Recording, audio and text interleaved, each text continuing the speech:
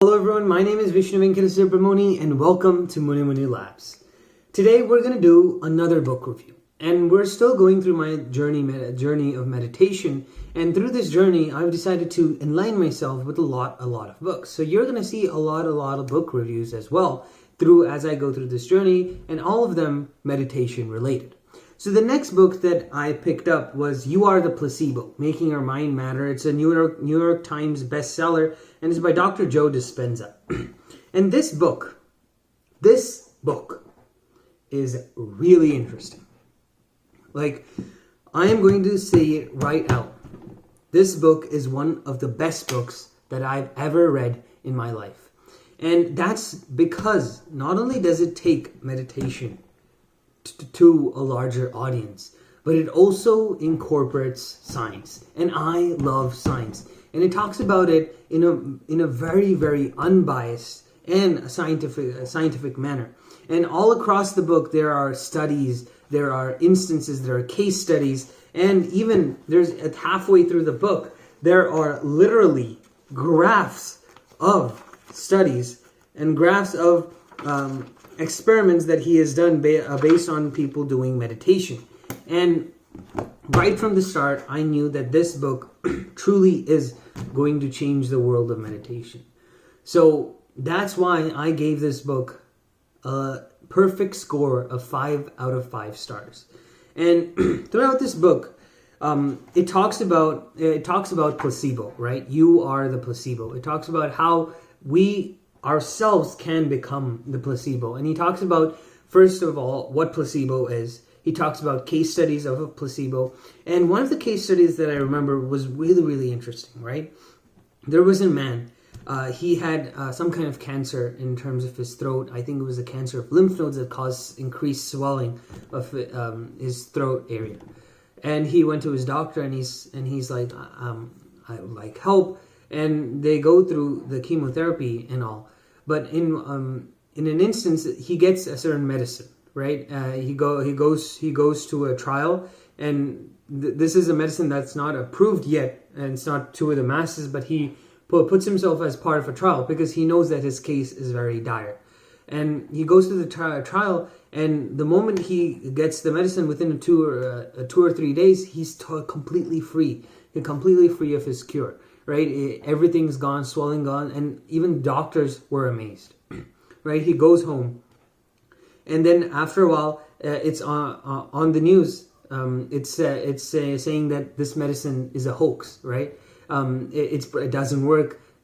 People are not, doctors are not recommending it because of its fallibility. And then he goes running back to his doctor, and he's like, "What should I do now?"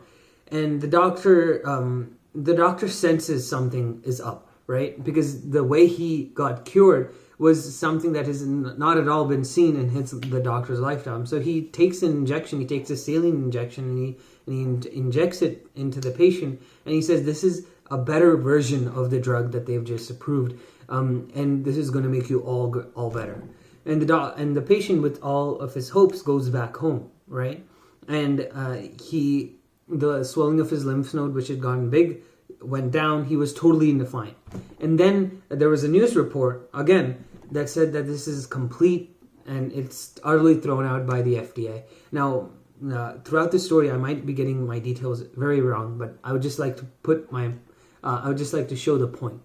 And so he goes running back to his doctor, and he's like, what should I do now? And the doctor's run out of tricks, but he realizes at that point, right, it's the placebo effect, with the belief that this medicine will change him. The belief that medicine will do something truly did change him. And after a few days, he unfortunately dies. And it goes to show how important belief and placebo is to our daily lives. So throughout the book, he mainly focuses on placebo, right? What placebo is. He introduces placebo. He gives a brief history of placebo. He talks about the placebo effect in the brain, right? He talks about placebo effect in the body. And here are some diagrams. And he talks about epigenetics, right? And how changes in your genome can occur in the environment, and how they say that you are genetically predisposed to a disease can truly not be in that case, right? Like if you change your environment, you change your belief, that can maybe even alter your genes. He talks about suggestibility, attitudes, beliefs, and perceptions, the quantum mind, 3 stories of personal transformation, and so on and so on. And he ends off with meditation.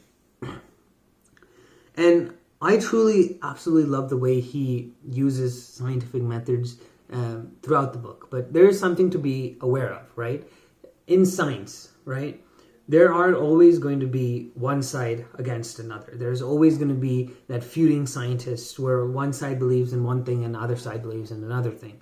Throughout this book, he's done studies, right? He's done case studies. He shows experiments. But the reality is, one experiment, 2 experiments, or even a certain amount of experiments from one side doesn't show you the entire picture. So what I'm really trying to get at is, once you read this book, you shouldn't trust it blindly, right? Because science is exactly that. Science is accumulation of theories, of experiments, of hypotheses over time. And this is just one viewpoint.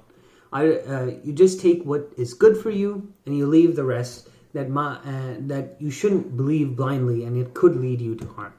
And that's all I have to say about disclaimer of the book. But the way this book presents itself is absolutely amazing, and I know it's going to shake society.